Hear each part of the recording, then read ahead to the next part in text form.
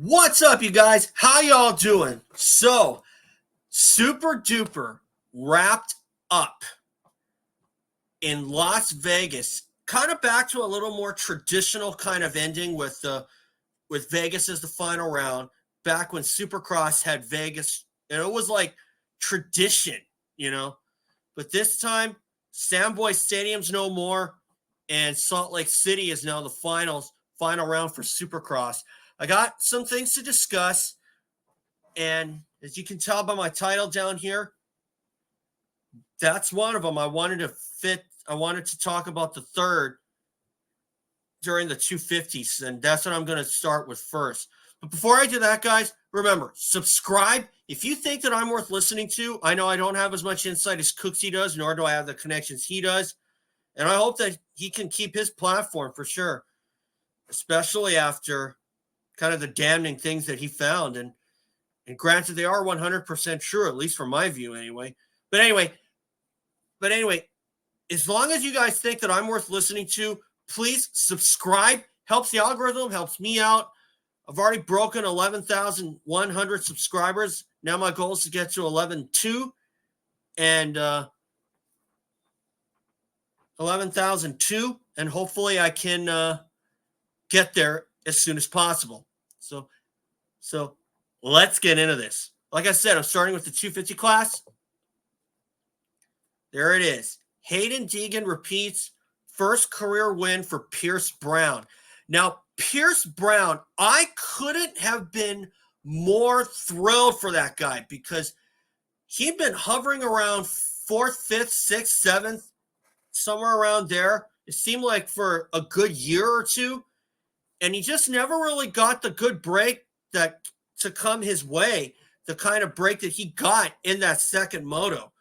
Because after Time Masterpool took the whole shot, and he was kind of running some outside lines around in the back sections, I have to admit, I was not very fond of Time Masterpool doing that, especially with someone behind him. Now, if you're open track, you can do that. But when you got somebody on your tail, you better know for sure that guy's going to do everything he can to keep you in check and maybe even make a pass on you. And that's what happened to Time Masterpool.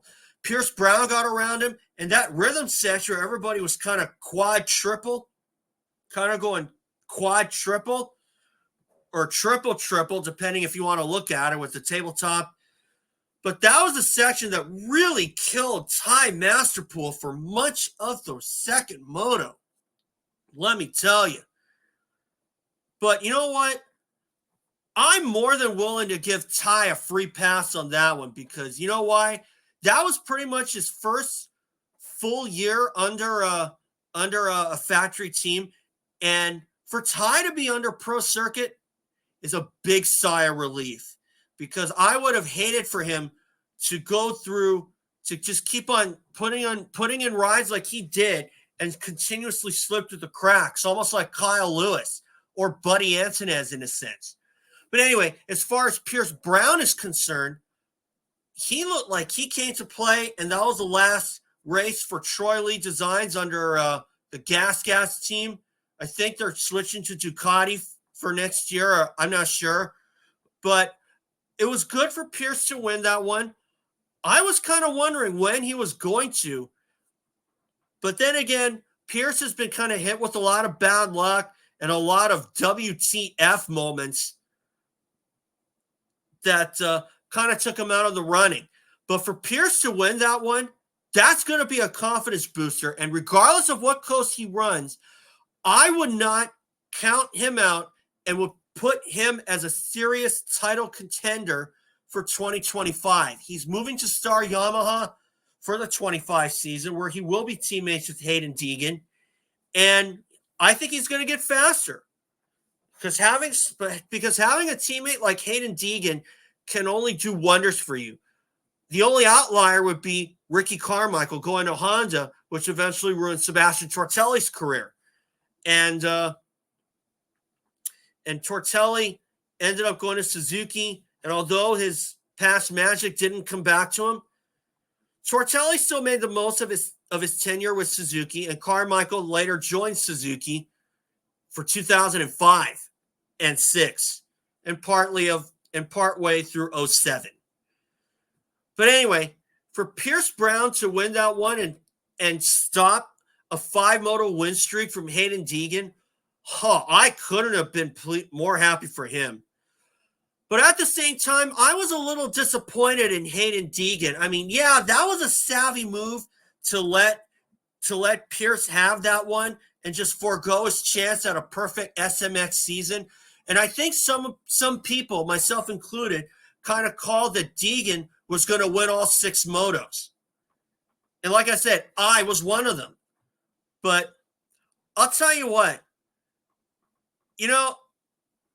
while I'm a little disappointed in Deegan, but I am happy that he got the title and repeated, and he's been a great addition to the sport. But when he sent it and had that huge jump in the back section, that's a sign that kid is going to be somebody to remember until his lights clap or his 250 tenure is officially over.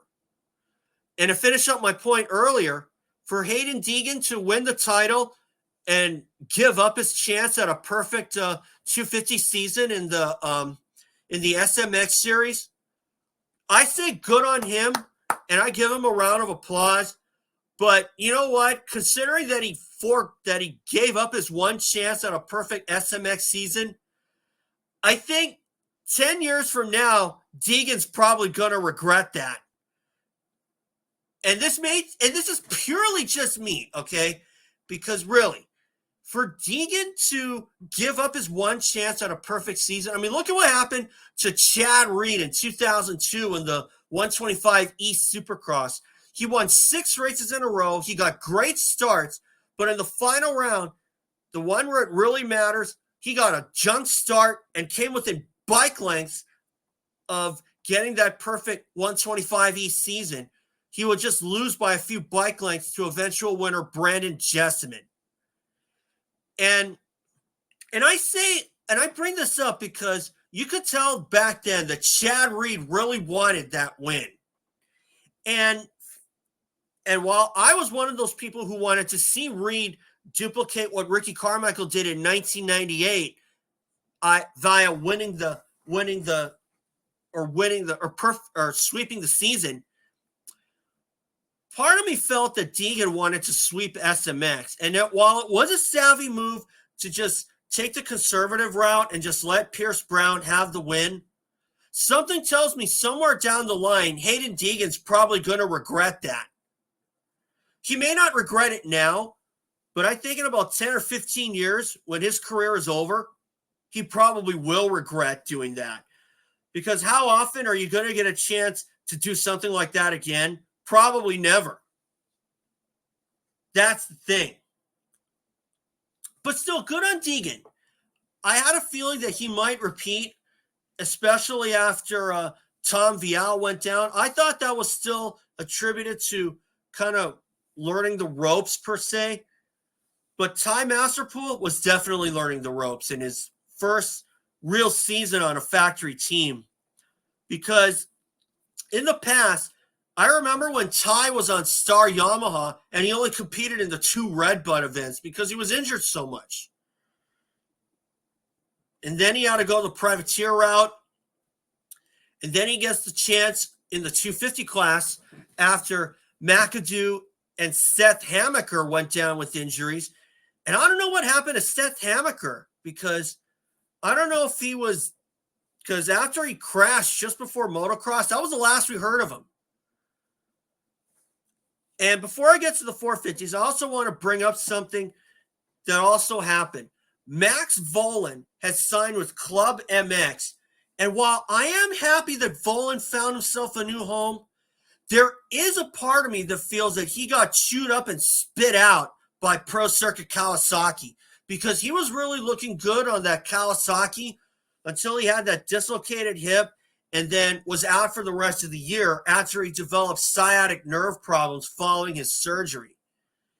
And after it was revealed that Austin Forkner was going to triumph for 2025, I thought, okay, maybe this is the second chance that Max Volan deserved.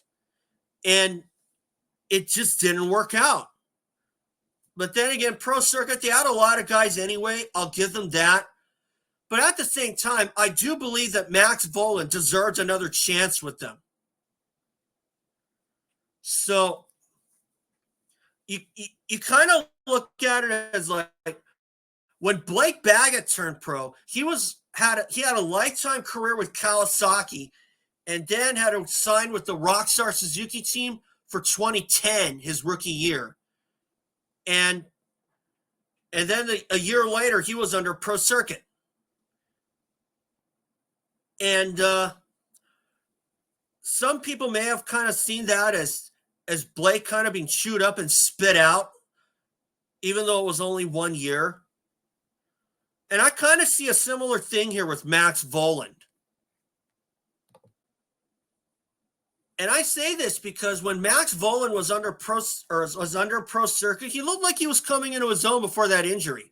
But when he was on KTM, it seemed like they read him the riot act every single time. Because it seems like with KTM, as per referencing Cooksey, it's like KTM, they give you the bike and it's sink or swim after that. Which is kind of sleazy in a sense. But still, hopefully Vohland finds another chance with Pro Circuit or another team that sees him for the kind of potential that he has. So good on Max. I'm pulling for him. I want to see him do well, just like his dad Talon did in the 125 class. And Vohland was a guy that I got to see for just a few years, but I didn't really see him all that much because I didn't get into the sport until 97. So anyway, now to the 450s. Oh, not that one. There we go. Jet Lawrence repeats, and SMX should be rescheduled to the fall, as in after the donations. I say this. Now, I'm going to say now for Jet Lawrence, I congratulate Jet for going back-to-back in SMX, but oh, man, that guy has proven he's 2 notches ahead of everyone, almost like Jeremy McGrath when he first turned pro when he first jumped up to the 250 class for factory Honda. He had everybody covered because of natural talent. Jet Lawrence is almost like McGrath when he was at Honda. He has all that natural talent, and he's got a work ethic that is just puts the nose to the grindstone per se. Now, was I thinking Jet was going to have a learning curve in the 450 class? I did. And so far, Jet's proving just about everybody wrong. Because he has an uncanny ability to adapt to new situations, it seems like. And I got to say that when he just ran down and passed Eli Tomac in that first moto, that just got me thinking, oh my God, Eli Tomac is going to be in for a long year in 2025 because he's going to be lucky to even see the winner's circle at least a half dozen times in 2025. I think a lot of this year could have been rubbed off on the fact that he was on the comeback trail from that Achilles injury in Denver. But something tells me that if this is what Jet Lawrence is going to bring to the table, like I said earlier, Eli Tomac is going to be in for a long year.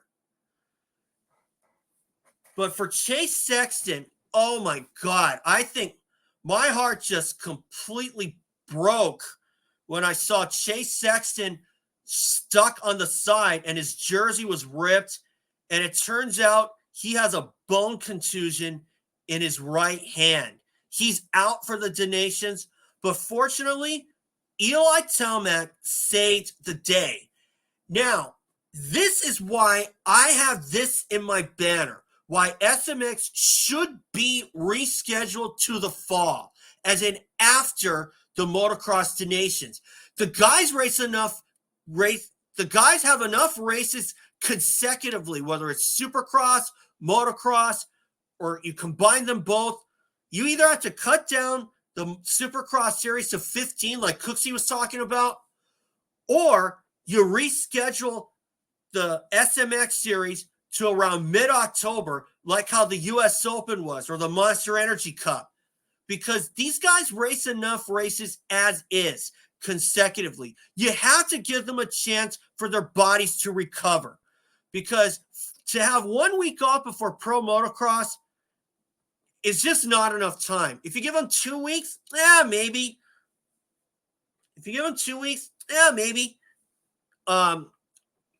Give 2 weeks before SMX, that might be enough. But I still think that SMX has to be rescheduled to the fall, or at least after the donations, because these guys race enough races consecutively, week after week after week after week, and you have to let your body recover. Because to have 1 week off before the new series begins, it's quite frankly not enough time. I'm just going to say that right now. But anyway, as for Eli Tomac, to raise his hand when he took himself out of consideration following Aaron Plessinger, regarding Aaron Plessinger's spot, I respect Eli Tomac, despite the fact for a number of years I've hated his guts on the track after how he handled that pass after he handled that interview with Marvin Musquin at East Rutherford in 2018. And that got me on the Marvin Musquin bandwagon. But still, for Eli Tomac to do that, I give him a lot of respect. And does this kind of change my tune about if I really like the guy? A little bit. But then again, Marvin hasn't been racing as of late, because it's very likely that he's retired as of late. But still, for Eli Tomac, we got a good shot. But I'll tell you this, with Cooper Webb raising his hand to replace Chance Hymas in the 250s, or MX2, this is another reason why I feel that SMX should be rescheduled for the fall or mid-October after the donations. Because you put SMX after that, we probably wouldn't have had to worry about scrambling and looking for somebody to find and looking for somebody to replace Chase Sexton or replace Chance Hymas. Or if Aaron Plessinger couldn't go, then we'll be scrambling to find someone to replace him. So good on Eli Tomac. I respect him. And I think that we got a hell of a good shot at coming home with the bacon. Because with Chase Sexton and Justin Cooper and Eli Tomac as the 2022 team, I thought, okay, this is our winning team. This is our winning team, and I was right. We were hosting it at Redbud, and fortunately, we came home with the goods. And that was supposedly that was Eli Tomac's last dance in motocross, because he was Supercross only for 2023 before he committed to all three, and he ended up having that Achilles injury. So good on Tomac. I respect him. I don't know if I'm going to change my tune about liking the guy, but that's left to the powers that be. So I think we will win the donations. If it worse, we'll probably be second or third at worst.